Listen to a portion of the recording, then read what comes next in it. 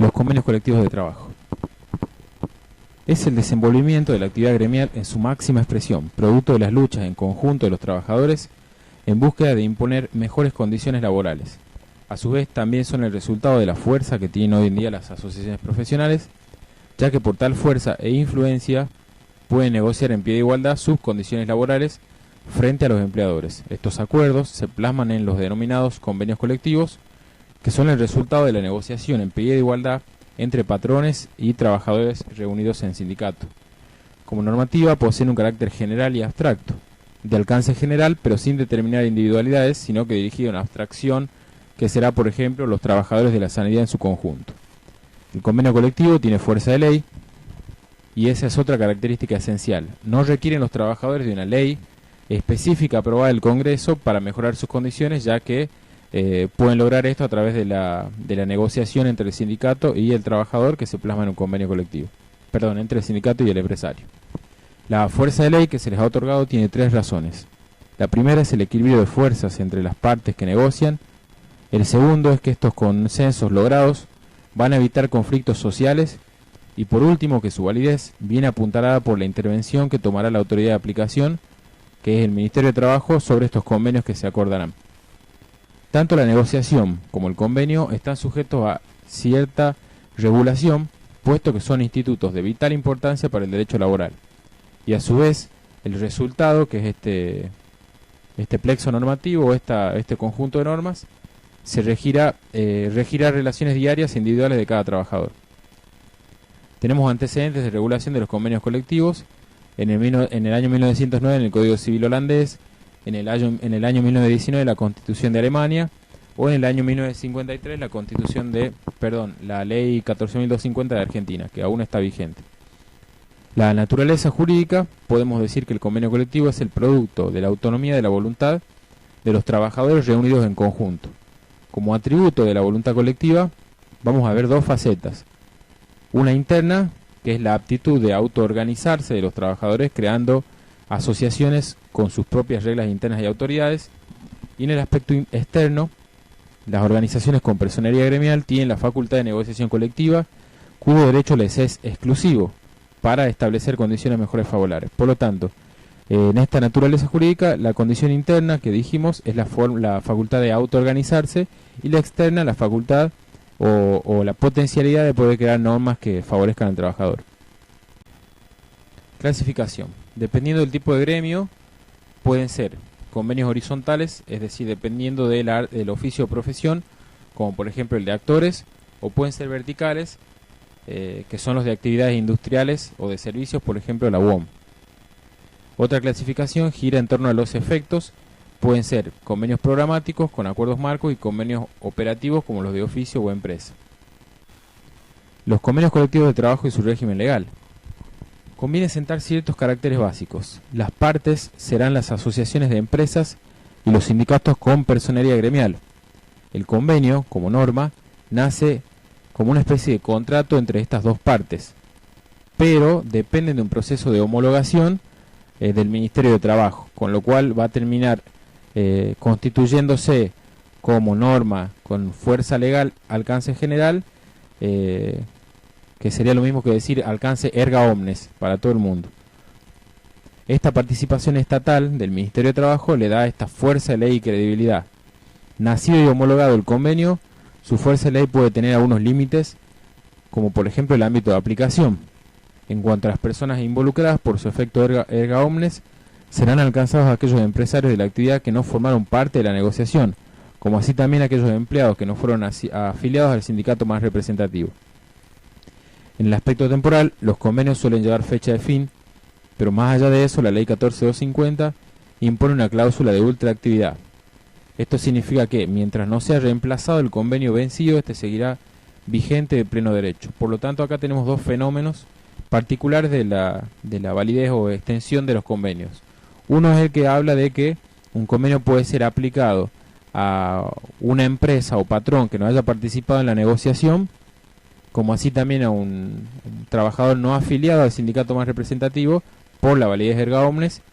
Y el otro aspecto es el temporal, aquel convenio que no ha sido reemplazado por otro, más allá de que haya tenido una fecha de vigencia, por citar un ejemplo, un convenio creado este año que vence en el 2018, puede ser extendido en el tiempo sin necesidad de crear un convenio nuevo, siempre y cuando las condiciones sean ajustadas a las condiciones de trabajo y lo acepten así sindicatos y empresarios.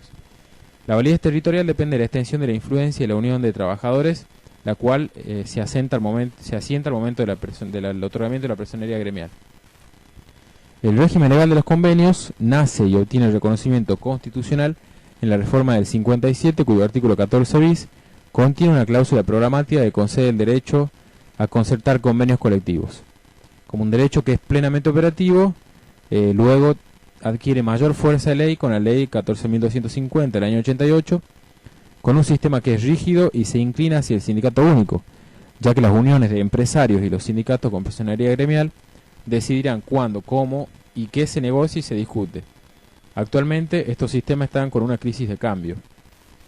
La negociación al conjunto o unión de empresarios y asociación de trabajadores con personería que se van a reunir en una comisión negociadora les corresponde arribar a una voluntad de concertación, cuyo fin va a ser el nuevo convenio o la modificación del existente. El producto contribuye siempre a la paz social y a solucionar conflictos. A tales fines se forma una comisión negociadora que va a estar integrada por representantes del gremio con personería y la representación empresaria en igualdad de número. Esta comisión va a consensuar el contenido y la forma del texto que tendrá el acuerdo, y al momento de cerrar el acuerdo, este se puede firmar en su totalidad o aprobar de manera parcial, tomando como base el proyecto original, de modo que vamos a tener dos formas de negociar: una que permite cerrar acuerdos parciales y otra que permite firmar el acuerdo solo cuando se consensúe el total. El Ministerio de Trabajo solamente monitorea esta parte de la negociación o del proceso de creación de un convenio. El ministerio citado además tiene una fuerte participación al momento de cerrar el acuerdo mediante la homologación, que es la que dijimos anteriormente, que le da la fuerza de ley. ¿Cuál es el procedimiento para negociaciones colectivas?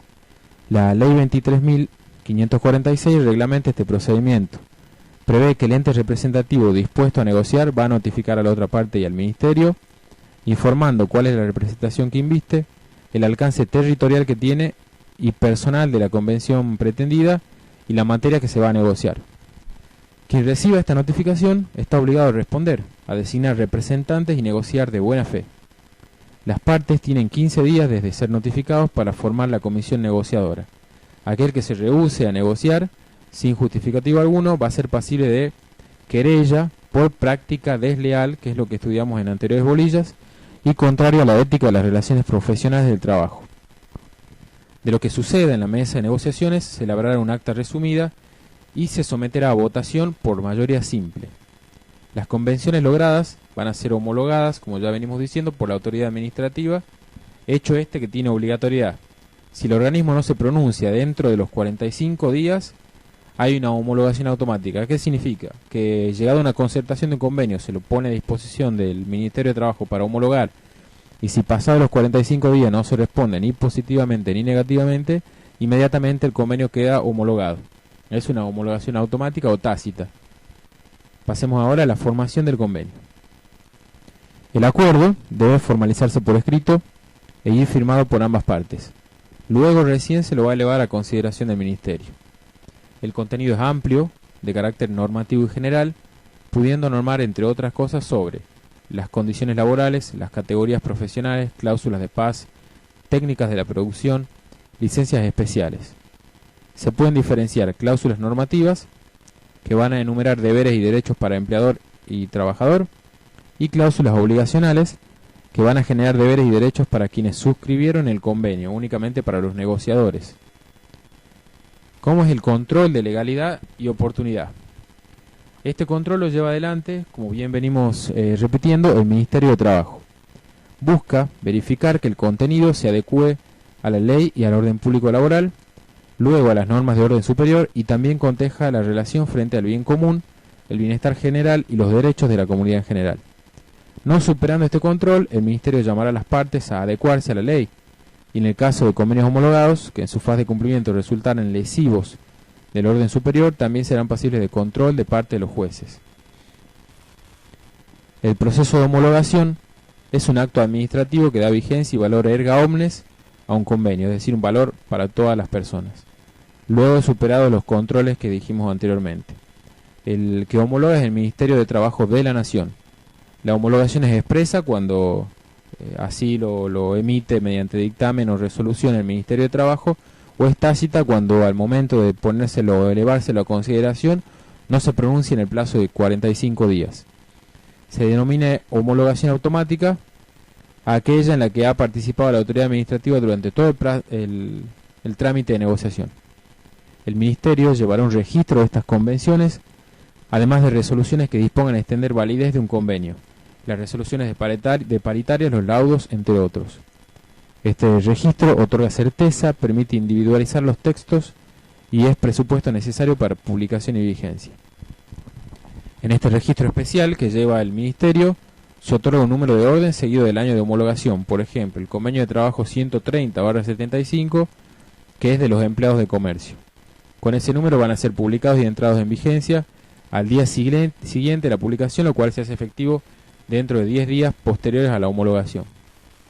¿Qué son las comisiones paritarias? Son aquellas que están integradas en paridad de representantes de empresas y trabajadores que han suscrito un convenio determinado. Su fin es consensuar posiciones en referencia a interpretación de normas del convenio, y su mayor gravitación y uso en la actualidad gira en torno a las categorías profesionales y los salarios o aumentos de salario anual. Lo escuchamos todos los años, sobre todo en los meses que van de marzo a mayo. La solución a la que se llega tiene fuerza normativa. ¿A qué nos referimos cuando hablamos de vigencia o ultraactividad? Hacemos referencia a que tienen vigencia los convenios desde su homologación y publicación hasta su fecha de expiración, que comúnmente está dentro del texto del convenio. ¿Desde cuándo? Seguirán en vigencia hasta tanto sean reemplazados por un nuevo convenio. Las partes pueden limitar esta ultraactividad en todo o en ciertas partes del convenio. Estos convenios son inderogables, es decir, no pueden ser derogados en desmedro del trabajador, pudiendo asimilarse los convenios a las normas de orden público laboral.